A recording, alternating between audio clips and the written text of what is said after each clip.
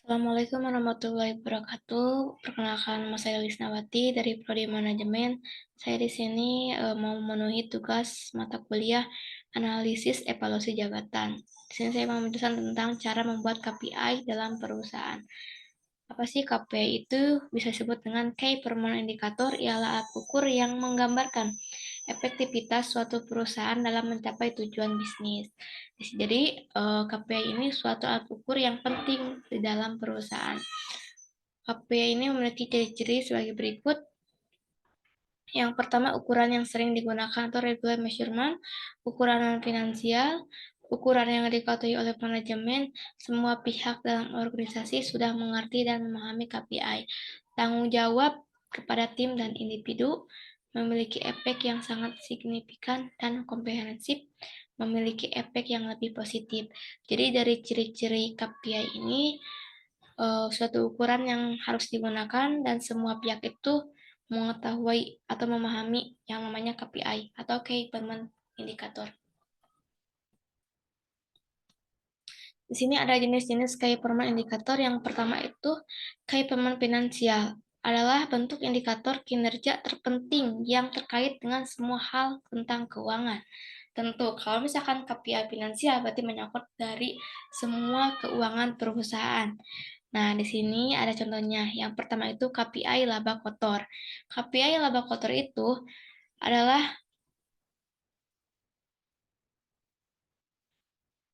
ukuran jumlah uang yang tersisa dari pendapatan dikurang dengan harga pokok penjualan. Kalau misalkan KPI laba bersih berarti ukuran yang dimana jumlah uang itu tersisa dari pendapatan dikurang dengan harga pokok penjualan dan operasional, sebagai contoh beban bunga dan pajak. Kalau misalkan nih ada yang ketiga itu KPI margin laba kotor, berarti suatu suatu ukuran persentase yang dibagi dengan laba kotor dengan pendapatan. Kalau misalkan KPI margin laba bersih berarti mengukur analisa persentase yang diperoleh dibagi dengan laba bersih dengan penjualan atau pendapatan kita. Kalau misalkan KPI rasio lancar berarti menyangkut dari keuangan, saldo kas dibagi dengan aset lancar. Nah, di sini ada kedua KPI non-finansial, adalah jenis KPI yang bentuknya tidak secara langsung dapat mempengaruhi keuangan suatu perusahaan. Jadi dari non-finansial ini bisa mempengaruhi kebagian keuangan suatu perusahaan. Contohnya apa? Yang pertama itu manpower turnover. Artinya itu perputaran tenaga kerja. Jadi perputaran tenaga kerja di suatu perusahaan itu pasti ada beberapa faktor yang mempengaruhinya. Yang pertama itu dari individu, yang kedua dari perusahaan. Kalau misalkan dari individu, ada orang tersebut itu tidak puas kerjanya, terganggu dari mentalisasi kinerja. Ya, jadi bisa mempengaruhi dia keluar dan pergantian karyawan baru. Yang kedua, perusahaan. Mungkin dari perusahaan juga tidak memperhatikan kesejahteraan karyawan, sehingga karyawan tersebut itu pindah atau keluar dari perusahaan tersebut. Datanglah karyawan baru. Yang kedua, customer satisfaction metric, atau artinya matrik kepuasan pelanggan. Dari matrik kepuasan pelanggan ini sangat penting ya. Kita harus memperhatikan kepuasan pelanggan. Karena kalau misalnya kita tidak memperhatikan kepuasan pelanggan akan mempengaruhi ke produk kita, ke penjualan kita. Yang ketiga, repeat customer, junior customer. Tentang rasio pelanggan berulang terhadap pelanggan baru. Yang keempat, market share, tentang pangsa pasar. Kita juga harus bisa memperhatikan pangsa pasar ya, targetan pasarnya. Di sini ada cara membuat KPI atau Key Performance Indicator untuk perusahaan. Di sini ada 5. Yang pertama itu mempunyai tujuan yang jelas atau goal. Ya, kalau kita membangun suatu perusahaan, kita harus jelas dulu tujuannya. Misalkan mau bisnis mana nih, mau bisnis makanan atau mau bisnis produk ya.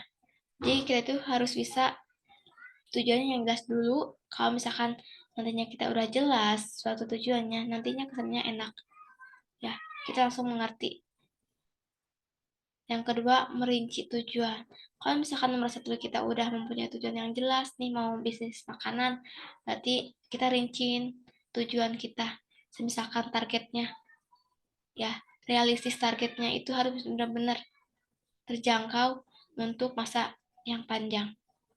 Yang ketiga, kalau misalkan yang keduanya kita udah memenuhi, merinci suatu tujuan perusahaan kita mau kemana, kita ada yang namanya mengumpulkan datanya. Ya, jadi kalau misalkan yang satu dua itu udah, kita kumpulin data dengan cara apa? Kuantitatif, mengetahui suatu ukuran, menganalisis suatu perusahaan. Ya, yang keempat, membuat rumus KPI. Ini kalau misalkan 1, 2, 3 kita udah jelas, udah ada, kita langsung buat yang namanya rumus KPI atau Key Performance Indicator. Nah, dalam perusahaan itu kita harus bisa membuat rumusan KPI-nya. Dan jangan lupa, kalau misalkan kita udah membuat rumusan, kita harus mengemukakan ke semua karyawan. Bagaimana cara menghitung KPI itu? Yang kelima, menjanjikan KPI. Tentu, kalau misalkan kita udah membentuk suatu atau membuat KPI-nya, pasti kita menjanjikannya dengan cara apa? Dengan cara visual. Kayak misalkan bagan, ya. Supaya apa? Supaya mudah dipahami untuk semua orang. Dan di sini ada yang namanya cara menetapkan Key Performance Indicator. Yang pertama itu kerjasama. Tentu, kerjasama itu sangat jelas.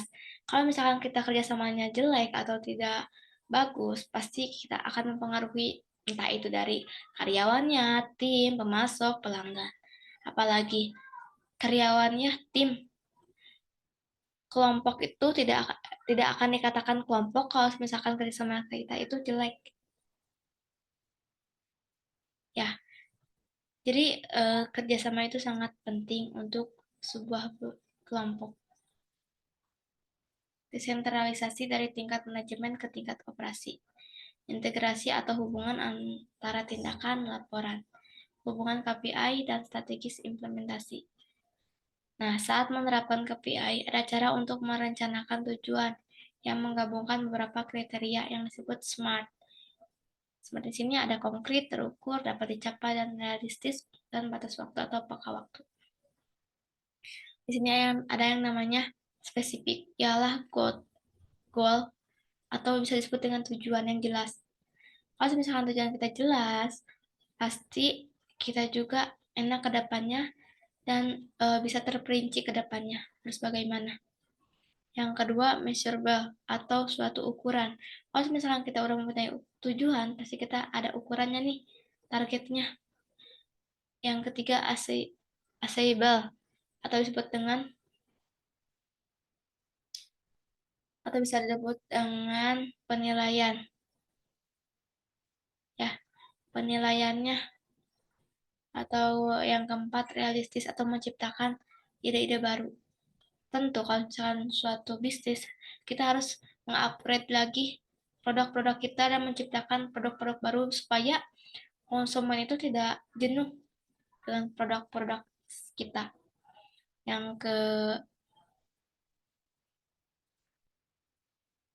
kelima itu time sensitive atau batas waktu atau peka waktu. Di dalam suatu pencapaian pasti ada yang namanya batas waktunya. Tidak semudah itu misalkan nih kita ada tujuan langsung, nggak akan ya, masih ada batas waktunya. Batas waktunya kita itu ada yang melambung targetnya kayak gitu. Jadi kesimpulannya dari KPI ini berarti sangat penting ya untuk mengetahui suatu ukuran di dalam perusahaan. Jadi membangun suatu perusahaan itu harus ada ukurannya, patokannya, standarisasinya. Mungkin sekian dari saya. Mohon maaf bila ada kata-kata kurang berkenan. Sekian, terima kasih. Wassalamualaikum warahmatullahi wabarakatuh.